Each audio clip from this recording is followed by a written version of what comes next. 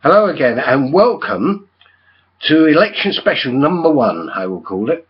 This is my first particular video cast about the general election, the year 2015. Just a few thoughts upon voting.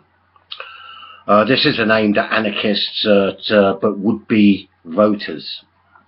It's said by some supporters of the system that, well, I say the naive as well, if you don't vote, you have no say in the way the country is run. As there are only two parties that will form the government, Labour or Conservative, even if you do vote for the winner, what further say do you have? The answer to that is zero. Maybe 3 to 4 million plus people will vote for UKIP or Green in the next election. Result, for them, probably less than 10 seats between them. So much for your vote counting. After all, who voted for the present coalition? Nobody. Who voted for the head of state?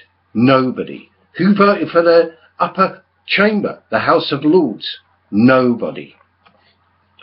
The judges, Whitehall mandarins, the whole lot of the establishment, nobody voted for them. So therefore, really, votes are completely irrelevant. And anyway, what difference can one X, the mark of an illiterate, make?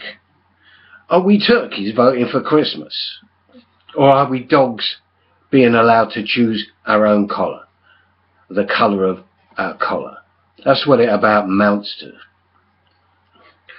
And as for the two main parties, the difference between them is only a question of degree, and a very tiny, small, almost insignificant degree at that. The two main parties are just millionaires working in the interests of multimillionaires and billionaires.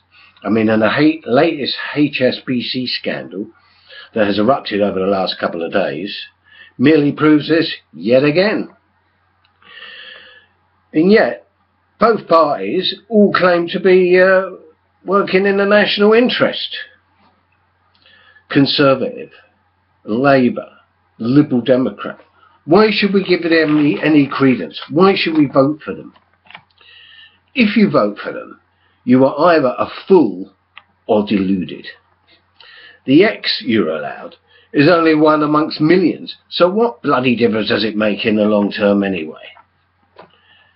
Yeah, you can choose which baying, plastic, cloned, mostly public school educated, stopgap motion freak, and that's how they appear on the Punch and Judy show every Wednesday, known as Prime Minister's Question Time. You vote for in May, but why bother?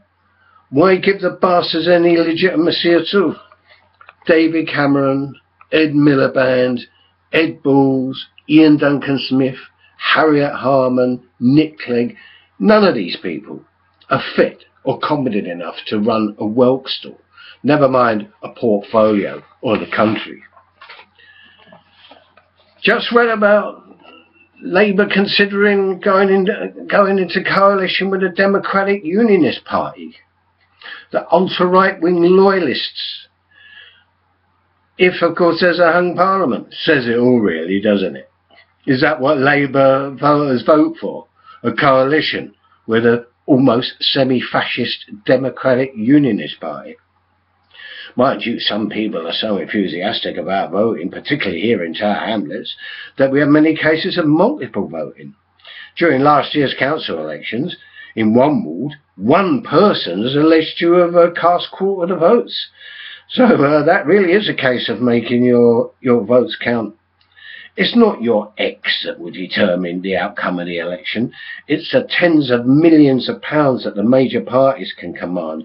And whatever party, probably the Conservatives, or most definitely the Conservatives, that the Murdoch press, in particular the Sun, decide to endorse, that really counts. If you still believe putting an X on a bit of paper makes any difference, then I can only conclude that you are a mug. But then again, there's plenty of them out there, isn't there? Goodbye.